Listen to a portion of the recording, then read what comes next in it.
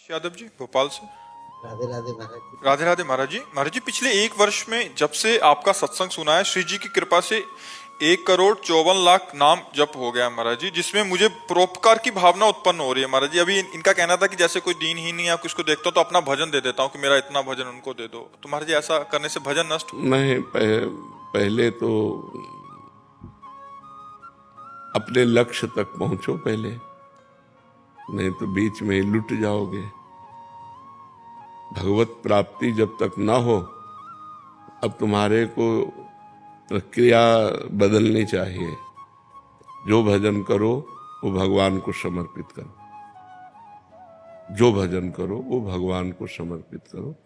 जिसको दीन दुखी देखो तो तन से धन से सुख पहुंचाने की चेष्टा करो और मन से भावना करो, भगवान आप तो परम उदार हो, आप इसे ठीक कर दो। भजन भगवान को दो, प्रार्थना भगवान से करो।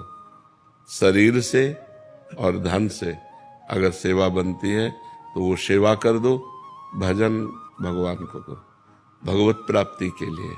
जब तक भगवत प्राप्ति ना हो जाए तब तक भजन खर्चा करने का बिल्कुल अधिकार नहीं रखना चाहिए। महाराज जी, उस समय मन बहुत द्रवित हो जाता है, तो तन से सेवा कर दो और मन से प्रार्थना कर दो। आपका भजन तो थोड़ा है ना, और भगवान अपार करुणा सिंधु है, तो हम प्रार्थना करते हैं कि भगवान इसके कर्म को आप नष्ट कर दो, इसको सुख प्रदान करो। हे भगवान, आप इसके दुख को दूर करो। ये तो हर भक्त विनय कर सकता है। तो विनय करना, शरीर से और धन से सेवा करना, भजन को भगवान के चरणों में समर्पित करना, वो सिर्फ भगवत प्राप्ति के लिए। हमारा जन्म साधन धाम मोक्ष कर द्वारा, हम भगवत प्राप्ति के लिए भजन करते हैं। और दूसरी बात, सब में भगवान है, सब रूपों में भगवान है। तो जब कोई दुखी हो तो देखो भगवान दुख की लीला कर रहे हैं। तो हमसे जो बन सके हम तन मन धन से सेवा कर दें, लेकिन भजन भगवान को दें। भजन का फिर उससे लक्ष्य की प्राप्ति में बाधा पड़ जाए। महाराज जी, विचार ऐसा आता है कि मैं तो और भजन कर लूंगा, लेकिन शाम तक जियोगे आपको पता है क्या? शाम तक आप जियोगे क्या, ये कोई गारंटी तो है नहीं ना।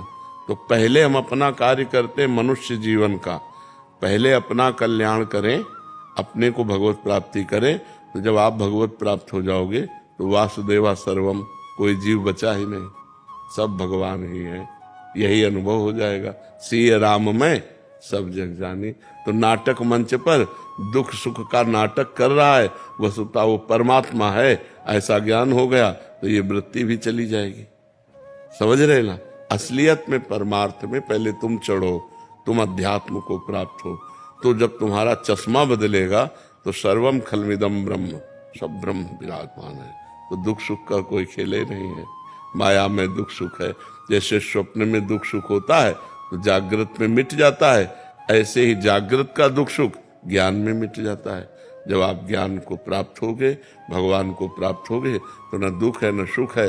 वही सच्चिदानंद परमात्मा स्त्री पुरुष रूप धारण किए हुए लीला कर रहा है, ऐसा अनुभव आएगा। तो अपने भजन को भगवान को समर्पित